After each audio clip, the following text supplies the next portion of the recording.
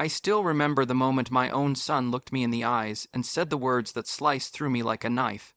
Dad, you don't need to come to the house anymore. We'll handle the renovation without you, without me. For a house I had paid $1 million to build with my own sweat, sacrifice, and dreams. I stood there, frozen, as my daughter-in-law folded her arms and smirked, like she had finally won a battle I didn't even know I was fighting. Behind her, the workers were ripping out the old windows I had chosen with my late wife. The sound of breaking glass echoed through the hallway like a cruel reminder. They were tearing apart my memories and shutting me out of my own home. When I asked why, my son avoided my eyes. It's just, you slow things down, he muttered, but I knew that wasn't the truth. The truth came moments later, whispered by my daughter-in-law as she leaned close enough for only me to hear. We're modernizing. You're too old-fashioned, and soon everything will be in our name anyway. My heart stopped. Our name, know their name. That's when I noticed a folder on the kitchen counter. Inside, papers with my signature, except I had never signed them, deed transfer forms, a forged signature, a plan to push me out of the very home I built before I even left this world. And the worst part, my son, my own blood, was standing with her. The betrayal hit me like a storm. My chest ached, my hands trembled, but instead of breaking, something inside me hardened. They thought they were renovating without me. They had no idea that I was about to take back everything, the house, the money, and the power they thought I didn't have, because what they didn't know, what they never even suspected, was that my lawyer had already prepared a letter that would change everything. And the moment they received it, their little renovation dream would come crashing down. I was never a rich man by birth. Everything I owned, I earned through slow years, long nights, and honest hands. When my wife passed away, the only thing that kept me going was the dream we had built together, our home. A house worth $1 million today, but to me, it was worth far more.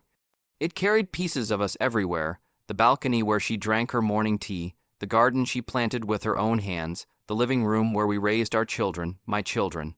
Amir, my eldest son, had always been bright, confident, and hungry to succeed. But after he married Sana, things began to change. Sana wasn't a bad person at first. Or maybe she hid it very well. She liked shiny things, jewelry, parties, showing off on social media. And slowly, I noticed she liked control even more. My daughter, Hira, was the opposite. Soft, spoken, loyal, always watching things quietly. She tried telling me little things over the years. Baba, they talk differently when you're not around. Baba, Sana thinks she knows everything. But I kept brushing it off. Every parent makes the same mistake, believing their child would never turn against them. We had a close family friend and lawyer, Mr. Farouk. He had helped with everything when my wife passed: paperwork, bank matters, even emotional support. He was the kind of man who spoke little but knew a lot. But even he once said, "Keep an eye on your son's wife. She is ambitious." Back then, I didn't understand what he meant. I didn't see the shift happening. The whispered conversations between Amir and Sana, the sudden distance in their tone, the way Sana stopped calling me Abu and began calling me by my name, almost like I was a guest instead of the man who built this home. I remember the day I walked past their room and heard Sana say something that didn't fit in my mind at the time. "Just get him to sign the papers, Amir. He doesn't need to know everything." I paused. Papers? What papers? Before I could step forward, the door clicked open, and they stopped talking immediately. Sana smiled too quickly. Amir avoided my eyes. Something was beginning. Something I wasn't prepared for. The first real crack appeared on a quiet Sunday morning. I woke up to the sound of hammering, loud, sharp, and completely unexpected. When I stepped outside, I saw the old wooden cabinets from the kitchen sitting on the lawn. Cabinets my wife chose herself. My heart dropped. Inside, Sana was standing with two workers, giving them instructions like she owned the place. "This old stuff needs to go. We'll make it modern." I asked Sana Beta, "Who told you to remove the cabinets?" She didn't even look at me while answering. Amir and I discussed it. We want a more updated look. We, not us, not family, just them. Amir finally walked in, rubbing his eyes. "Oh, Dad, you're awake. We're just making the kitchen better." Without asking me, I asked softly. He shrugged. "You don't really use the kitchen anymore." That sentence felt like a slap. From that day, everything started changing quickly. They began speaking to me like I was a burden. At dinner, Sana openly complained that my traditional ideas kept holding them back. Amir started discussing future ownership as if I was already gone. One night during dinner, Sana said loudly, "We need to modernize everything. When we take over, I don't want the house to look old." I stared at her. "Who said you're taking over?" Her fork paused midair. Amir looked down. Silence. Then she smirked a little and said, "Well, eventually, right." The disrespect was no longer hidden. It was growing bold. A few days later, I went into Amir's room to leave some clean clothes on his chair, and something caught my eye, a folder on the desk with papers sticking out. Curious, I opened it. Bank statements, loan applications, and a half-filled form titled, "Property Transfer Request." My breath caught. Why would Amir need a property transfer form, and more importantly, why did it have my name on it? After that day, the pressure started building like a storm. Workers kept coming to the house, walls were measured, paint samples were brought in, furniture was moved without my permission. Every time I tried to say something, Sana would brush me aside. "Uncle, just relax. Let us manage." "Uncle." "Not Abu." Amir stood silently beside her, nodding. One afternoon I came home to find my belongings, old photo albums, my wife's favorite shawl, my books all dumped in the small storage room, everything shoved in boxes like trash. I stared at the pile for a long time. I didn't tell anyone to move my things. I said quietly. Sana appeared behind me. "We're renovating. Your stuff is old. We'll sort it later." "It's not old," I whispered. "It's my life." She rolled her eyes. "Please don't be dramatic." Amir said nothing.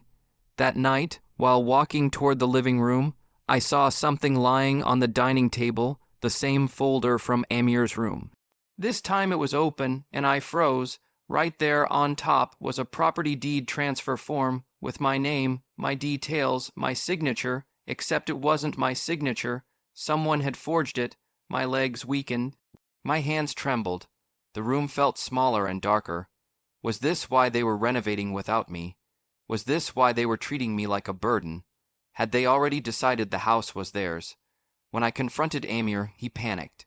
"Dad, it's not what you think," but he couldn't meet my eyes. Sana, bold as ever, stepped forward. "It's simple. You don't need to worry about paperwork. We're taking responsibility now." "Taking responsibility," I repeated slowly. She smirked. "Don't make it hard. You're old. Let us handle things." And then, the words that shattered something inside me, "You don't belong in the renovation decisions." I walked away that night with a burning ache in my chest. But deep inside, something else awakened too, a determination, a warning, a promise to myself. I will not let them steal what I built. All night I couldn't sleep. Every time I closed my eyes, the image of that fake signature flashed in my mind. My own name, my identity twisted into something cheap and criminal. I felt sick. My own son, the boy I raised, taught, protected. By morning, I knew I couldn't stay silent. I took the forged papers, placed them inside a plastic file, and called the only person I trusted with something like this, Mr. Farouk, my longtime lawyer and friend. When he answered, I tried to sound normal, but my voice choked. "Farouk Sahib, I need to see you. It's important." He didn't ask questions. "Come immediately." I reached his office with a heavy heart. He welcomed me with his usual calm smile, but it faded the moment he saw the expression on my face. "What happened?" he asked softly. I handed him the file. He adjusted his glasses, scanned the papers carefully, and his face hardened. "This signature isn't yours," he said firmly. "I know." I whispered. He looked deeper into the documents, the details, the lines, the dates. Then he sighed heavily and leaned back. "They attempted a property transfer without your consent." My chest tightened. "Is it legal? Can they do this?" He shook his head. "No, but the attempt is worrying. Someone had to guide them. They wouldn't know how to prepare these forms alone. I already knew who that someone was. Sana." Farouk tapped his pen thoughtfully. "There's something more disturbing." "What?" "They brought these papers to my office." My breath caught. "What did you say?" "Yes," he continued. "A few weeks ago, Amir called and said you approved everything. He sounded nervous. I asked him to bring the documents. He came with his wife. They kept insisting you gave permission." My stomach twisted. Farouk leaned forward. I didn't process anything, of course. I told them I would only proceed once I spoke to you directly. That's why they started pushing me away. That's why they started renovations. That's why Sana acted like she owned the place. She thought the transfer was already done. My heart felt heavy, but a small part of me, a very small part, felt grateful to Farouk. If he hadn't stopped them, my house, my memories, everything would have been gone. Suddenly, Farouk closed the file and looked at me intensely. "You need to come to my office tomorrow," he said. "There's something I must show you." I frowned. "Something else, yes," he said, voice serious. "Something that will change everything." The next day, I returned to Farouk's office with a mixture of fear and hope. He wasn't alone this time. His assistant had already kept a separate folder on the table sealed, labeled with my name. "Sit," Farouk said gently. "We need to talk." I sat down slowly, bracing myself. He opened a different file first, not the sealed one, and showed me printed phone logs and notes. "These are the dates and times when your son and daughter-in-law contacted me," he explained. "They insisted you were ready to transfer the property." He flipped to another page. "They even said you were becoming forgetful, that you might deny things, and that I shouldn't worry if you changed your mind later." I felt like the floor disappeared from under me. Forgetful, changing my mind, were they planning to label me as mentally unfit? Farouk watched my expression carefully. They were building a narrative. First step, renovations. Second, push you aside. Third, make it seem like the house was already theirs. Then, eventually what? Farouk inhaled deeply. "They hinted you might be better off in an assisted living facility." I felt my heart collapse into pieces. My own son, my wife's daughter-in-law, planning to push me into an old age home so they could take over. Tears burned my eyes. I clenched my fists. Farouk pushed a glass of water toward me. "It's good we discovered this early. You still have full rights. They can't take anything." I nodded slowly, trying to breathe. Then Farouk finally placed the sealed envelope in front of me. "I prepared this months ago, after your wife passed. You told me you were afraid your son might be influenced by the wrong people someday." I remembered. "It was a vague worry back then, just a precaution. You never opened it," he continued. "You told me to seal it unless things ever went wrong." My fingers shook as I held the envelope. My name was written in my wife's handwriting. Farouk must have used an old instruction sheet she had signed. Inside the envelope was the protection I didn't even remember I had asked for. "Open it," he said softly. I tore the seal.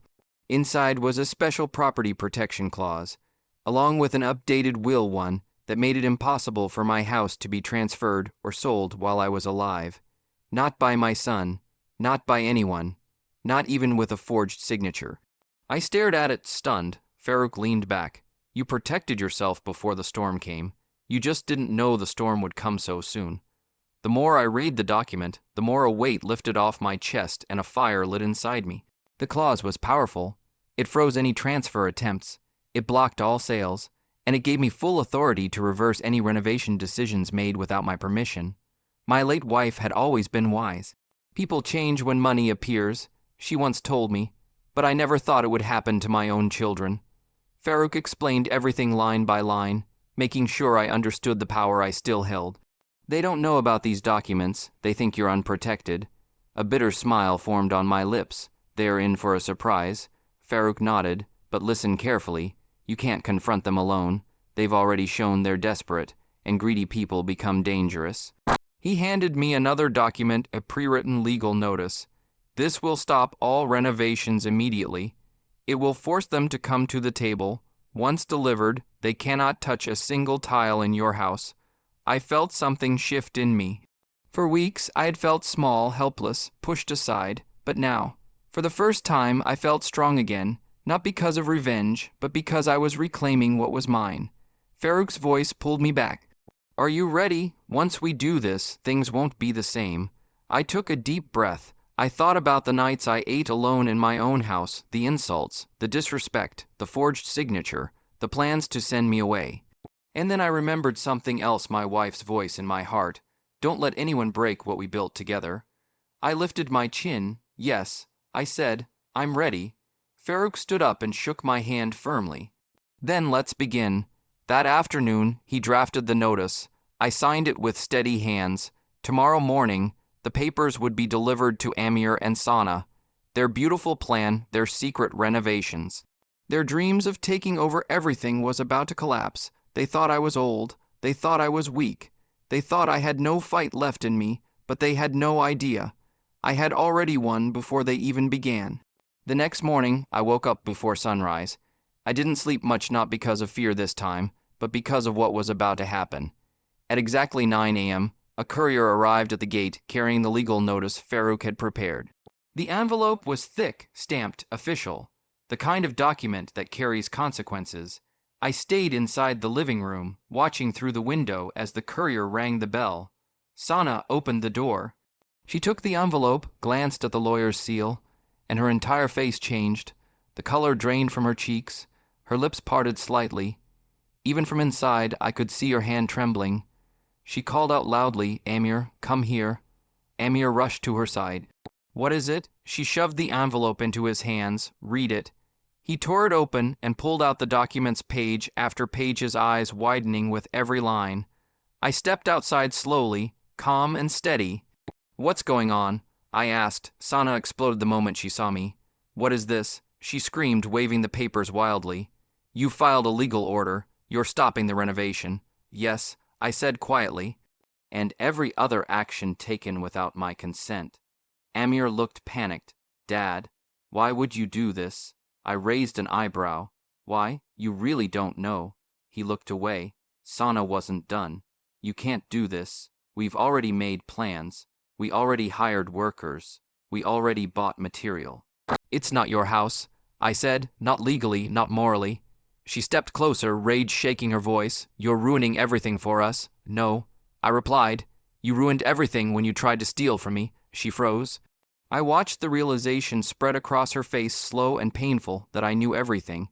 Amir swallowed hard. "Dad, let's talk inside." "No," I said. "No more secret conversations." Sana suddenly shouted at the workers in the house. "Stop everything, just pack up. This is ridiculous." But the workers didn't move. One of them approached me respectfully. "Sir, we got a call from the lawyer's office earlier. We were told not to continue anything. We're just waiting for your instructions now." Sana looked like she had been slapped. Amir rubbed his forehead in frustration. "Dad, please, you didn't have to go this far." I looked him straight in the eyes. I didn't go far enough. And just then, Hira, my daughter, rushed into the house holding her phone. Her face was pale, almost frightened. "Baba," she whispered, "you need to see this." Hira handed me her phone with trembling fingers. "It's everywhere," she whispered, "on WhatsApp, Facebook, even the neighborhood groups." I frowned. "What is?" She pressed play. It was a voice recording. Someone had secretly recorded a conversation, and the voices were painfully familiar. Sana's voice came first, dripping with arrogance. "Once the renovation is done, he won't have any say. The house will be ours anyway. He's old. He slows everything down." My stomach twisted. Amir's voice followed. "I know, but forging those papers was risky." My breath stopped. Sana laughed. "Oh, please. He can't do anything. And if he tries, we'll say he forgot he signed them. Everyone knows he's getting old." My hand tightened around the phone. The recording kept going, and the words only got worse. Sana proudly said, "Just wait. After a few months, he'll move out, or we'll make him move. Then we can rent the upstairs portion and start earning. It's not like he needs the place." Hira looked at me with tears in her eyes. "Baba, they were talking like you're already gone." The recording ended. For a moment, no one spoke. Not me, not Hira, not even Amir or Sana, who both stood frozen caught. Then Sana shouted, "This is fake. Someone edited it." But her voice cracked. Even she didn't believe her own lie. Amir looked completely destroyed. His shoulders sagged. His eyes were red. He whispered, "Where did this come from?" Hira shook her head. "It's all over the internet. Everyone is hearing it." Just then, my phone vibrated. A neighbor messaged, "We're shocked. Are you okay?" Another message, "Stay strong, uncle." Sana's face twisted with panic. She grabbed Amir's arm. "See, this is why I told you not to talk loudly. Someone recorded us." Amir didn't move. His eyes were on the ground. "You two planned everything," I said quietly. "You tried to take my home. You tried to steal my signature. You tried to push me aside, and now, the world knows. Sana snapped. You think you can ruin our lives? No, I replied calmly.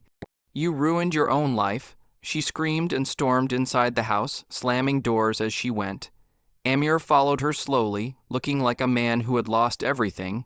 I felt no joy, no victory, just sadness, and a sharp, deep disappointment. Then, suddenly, my phone buzzed again. A message from the renovation contractor. Sir, I need to speak to you urgently. There's something you must know about the renovation. I called the contractor immediately. Sir, he said in a serious tone, can you meet me today? It's important. We met at a nearby cafe within the hour. He didn't waste time with greetings. He placed a stack of papers on the table. These are the renovation bills, he said. But your son asked us to charge everything under your name. I felt a cold shiver crawl up my spine. What do you mean? I asked slowly. He opened one of the papers, including the advance payments. He said you approved. But when I saw today's legal notice, I realized something wasn't right. I picked up one of the receipts. Materials worth hundreds of thousands, tiles, electrical fittings, furniture orders all billed to me. My hands trembled slightly. So he was taking loans in my name. The contractor nodded. And that's not all. He had also spoken to a bank agent. They were preparing a renovation loan also under your name. My chest tightened painfully. So that's why they were rushing the renovation, not just greed. But debt, if the renovation finished and the loan was approved, I would be the one responsible for paying back everything. I would lose the house anyway. The contractor spoke again, softly. To be honest, sir, I overheard things. Your daughter-in-law said they needed the house secured in their name before the loan was processed. She said it was the only way to save themselves. Save themselves. From what? Debt, loans, overspending, their lifestyle. They weren't just greedy. They were desperate. Suddenly, it all made sense, the secrecy, the forged papers, the rush to renovate, the lies, the arrogance. They weren't trying to build a future. They were trying to cover up their mistakes, using my house, my name, my life's work. As a shield, I closed my eyes for a moment. This wasn't just betrayal. This was planned exploitation. The contractor sighed. I'm sorry, sir. I didn't know. If I had known, I never would have agreed. I nodded slowly. You did the right thing by telling me. He stood and respectfully shook my hand. I'm on your side, sir. Whatever you decide, I'll cooperate. When I got home, Farouk was waiting for me. I heard everything. He said, it's time. Time for what? I asked to reclaim everything. I nodded. He handed me another file, this one even more powerful than the legal notice. Once we submit this, he said, you will regain full control. They won't be able to step inside without your permission. I looked at the house, the one I built with my wife, and felt a mix of pain and strength rising inside me. Yes, I said quietly, it's time. The court hearing took only 20 minutes, but those 20 minutes changed everything. My lawyer stood tall, confident, and calm as he placed the forged deed transfer papers before the judge. The judge barely needed time to decide. These signatures are clearly not the same, the judge said firmly. This is fraud. From this moment onward, the property is under a stay order. No renovation, no sale, no changes of any kind. I felt my knees weaken with relief. The judge continued, only the legal owner, which is the father, may enter or control the property until further notice. For the first time in months, I felt protected. The moment the stay order was signed, I returned to the house with the court officer. Workers were still inside, drilling through walls like they owned the place. My daughter-in-law was directing them, shouting instructions. She froze when she saw the officer. The officer raised his hand. All work stops now. This property is under court protection. Her face turned pale. The workers packed up instantly. The machines went silent. The dust settled. And I walked to the front door, pulled out a brand, new lock cylinder I had brought with me, and changed the locks, all of them. Bedroom doors, front gate, main entrance, back entrance. Every single one. My daughter-in-law ran toward me, screaming, you can't do this. This is our house. We started renovation. We made plans. I looked her in the eye. You made plans with my money, and you forgot one thing, the house still belongs to me. She screamed louder, banging on the locked door as if she could break it open. You're ruining everything. No. I said quietly through the window, I'm taking back what's mine. She screamed again, a wild, frustrated sound, then sat down on the lawn, hands in her hair, trembling with rage. For a moment, I almost felt pity. Almost as I stepped outside to leave, I saw someone standing at the gate. My son, his eyes were red, his face exhausted, and his voice cracked as he said, "Dad, please, I need to talk to you. I'm sorry." We sat on the porch where I used to drink tea with him when he was a little boy. But now there was a distance between us, an invisible wall built by lies, pressure, and his own weakness. He took a deep breath. "Dad," she pushed me. She kept pushing and pushing. She said if I didn't take the house now, I would never get anything. She convinced me you didn't care about us anymore. I stayed silent, hearing it still hurt. Even knowing it was the truth didn't make it any easier. She said you were old-fashioned, that you didn't understand what we wanted, that we deserved a modern house. She said we had to take control, before it was too late. He rubbed his face with shaking hands. I believed her. I let her poison my mind. The words cut deep because he wasn't a child. He was a grown man, and he still let someone turn him against his own father. I loved that house, he continued. I grew up here, and I let her treat it like a prize to grab. He looked at me with guilt in his eyes. "Dad, I'm sorry." I felt pain, but also clarity. Forgiveness didn't mean forgetting. Forgiveness didn't mean trust. Forgiveness didn't mean giving back access to the home they tried to steal. Before I could speak, relatives started arriving, cousins, uncles, neighbors. Word travels fast. One uncle hugged me tightly. "You did the right thing," he said. "You would have lost everything if you stayed quiet." Another neighbor said, "She was always arrogant. We saw this coming." Voices rose around me, some angry, some supportive, some shocked. But one thing was clear. People knew, and daughter-in-law did not like being exposed. Unable to face the crowd, she stormed to her parents' house, yelling at everyone on the way. "It's all his fault. He ruined everything. They all betrayed me." She blamed workers. She blamed relatives. She blamed her husband. She blamed me. She blamed everyone except the one person responsible, herself. That evening, as things quieted down, my daughter came to my room, her hands shaking. "Baba," she whispered, "I found something. Something I didn't expect." She held up her phone, and on the screen was an audio file. It recorded by accident, but you need to hear it. I tapped the play button. And the voice that came out of the phone made my blood run cold. It was my daughter-in-law, talking to her mother. Her tone wasn't stressed or emotional. It was cold, calculating. "She'll convince him to leave the house to us," her mother said confidently. My daughter-in-law laughed softly. "Oh, I won't wait for him to leave the house. Once renovation is done, I'm sending him to an old-age home, somewhere far, somewhere he won't disturb us. I've already checked options." My heart skipped a beat. "Old-age home, after taking my money, after trying to steal my house," she continued. "I just need him to sign that last paper.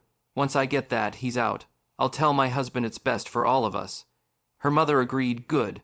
Once he's gone, everything will be yours. You deserve it."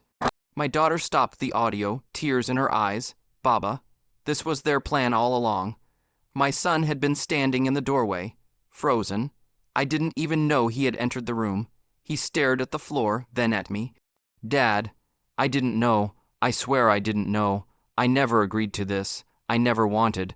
But he couldn't finish the sentence. His voice broke. He sank into a chair, holding his head in his hands. "What have I done? What did I let happen?" For the first time, he saw the full extent of her greed. And it shattered him. Their marriage cracked at that moment, not because of me, not because of the house, but because betrayal had poisoned everything. I put my hand on his shoulder. "You can fix your life," I told him. "But I'm fixing mine too." The next morning, I met my lawyer. I told him everything. Remove them both from the property legally. I said, no rights, no claims, no access, nothing. My lawyer nodded. "You're doing the right thing." Because I wasn't just protecting a house. I was protecting my dignity, my memories, my future. As I walked through the hall, past the broken renovation materials, past the dust and the debris, I felt strength returning to me. For months, they had tried to silence me, erase me, push me aside, but now I had the truth. I had the law, and I had control. I stood at the doorway, looked at the sunrise, and whispered, "It's time for one last announcement." The day after I told my lawyer to remove them from the property, I walked through the house alone, for the first time in months. It finally felt like home again. There were wires hanging from the ceiling, half-smashed tiles, paint buckets lying in corners, and dusty footprints everywhere.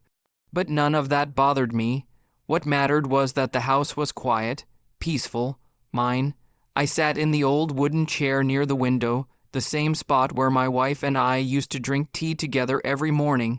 I closed my eyes and imagined her voice. Fix the house, but fix your heart too. She would have said, and I tried, God knows I tried, but betrayal, especially from your own blood. It leaves a wound that takes time to heal. Friends and relatives kept calling. You did the right thing, one said. She was toxic from the start, said another. Your son will learn from this. Someone else tried to reassure me, but nights were still heavy. Loneliness echoed in the halls, and the disappointment sat with me like a silent guest. Still, I took small steps. I called a few honest workers to start repairing the damage slowly, carefully, under my supervision. I cleaned the rooms one by one. I opened the windows to let sunlight in again. Every corner of the house reminded me what I had fought for. One evening, as I sat on the front porch, the gate creaked open. I turned. It was my son, not angry, not defensive, just broken. Dad. He whispered, "Can I sit?" I nodded. He sat next to me, unable to look me in the eyes. I heard the recording again. He said quietly, "I can't believe I let it get this far. I can't believe I let her talk me into things. Make decisions that hurt you." His voice trembled. "I don't know how to fix this." I didn't know what to say. A father can forgive. But forgetting is hard. Trust, even harder. Before I could speak, he looked at me and asked the one question that tore through my chest. "Dad, do you still see me as your son?" I opened my mouth to answer it was my daughter. She rushed in, breathless, her eyes filled with a mixture of fear and urgency. "Baba, we need to talk." "Now?" My son wiped his eyes and stood up. "What happened?" I asked. She took a deep breath before speaking. I went through all my old recordings and files, and I found something else. My heart sank. Another recording. She nodded. "This one. It's from 3 months ago. I completely forgot I had recorded that conversation." She opened her phone, scrolled, and handed it to me. "Listen." The recording began with faint chatter, then suddenly the voices became clear. It was my daughter-in-law, again, but this time she wasn't talking to her mother. She was talking to someone else. Someone I didn't recognize. "She thinks she's clever," my daughter-in-law said, her tone dripping with arrogance. "But once we get everything under our name, I'll make sure the old man moves out. I already told the agent to keep buyers ready." The man's voice replied, "You're sure you'll convince your husband?" She laughed. "He's easy. He listens to anything I say. Once I show him the documents, he'll sign. And after the father leaves, we'll sell the place for double. The location alone is worth millions, millions. Not just my home, not just my investment. She was planning to sell everything once she got control." I clenched my fists. My daughter looked at me with wet eyes. "Baba." I couldn't believe it. She didn't want the house to live in. She wanted it to trade. She never cared about family. My son staggered back, shock all over his face. "I had no idea. Dad, I swear I didn't know. I thought she just wanted a nicer home, a modern life. I didn't know she was planning to kick you out and then sell the house behind my back." My daughter placed a hand on his shoulder. "I know you didn't know, but she used you. She used all of us." For a moment, silence filled the air. Then my son looked at me, eyes trembling. "Dad, if you don't want me here, I'll leave, but I'm done with her. Completely. I never want someone like that in our lives again." His voice broke. My heart softened just a little. "No." I said quietly, "You're not leaving. You made mistakes, but you came back." He nodded, overwhelmed, and for the first time since this nightmare began, I felt like my family wasn't falling apart anymore. But there was still one thing left: justice, closure, and a final message that the whole family needed to hear.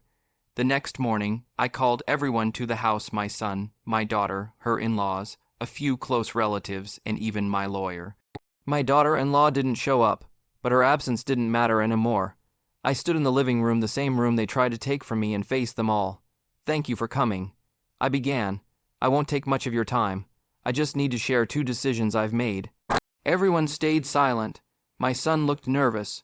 My daughter held my hand. My lawyer stood beside me, carrying a file.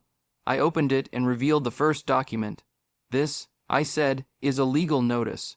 From today onward, neither my son nor my daughter-in-law has any right or claim to this property. My son lowered his head, accepting it with dignity. I deserve that, he whispered. I placed a hand on his shoulder. Maybe, but you can rebuild your life. This house, however, is no longer part of that rebuild. He nodded, tears in his eyes. Then I lifted another document, and this is my final decision. Everyone leaned forward. I took a deep breath. I am transferring this entire property to my daughter. Gasps filled the room. My daughter's hands flew to her mouth. Baba, what? No, I never wanted. I stopped her gently. You never asked for anything. You never demanded. You never betrayed me. You stood by me when I needed someone most. She broke down crying. My son stepped forward, took her hand, and whispered, You deserve it. I'm happy for you. No jealousy, no anger, just acceptance. For the first time, I felt peace wash over me. I looked around the room and said the words that had carried me through the darkest days of my life. I built this house with love, and I almost lost it because I trusted the wrong people. But today, I'm ending this story my way, with dignity. I walked to the window, looked out at the garden, and whispered the final line, the lesson I wanted my family to carry forever. Respect matters more than money, and now they know it too.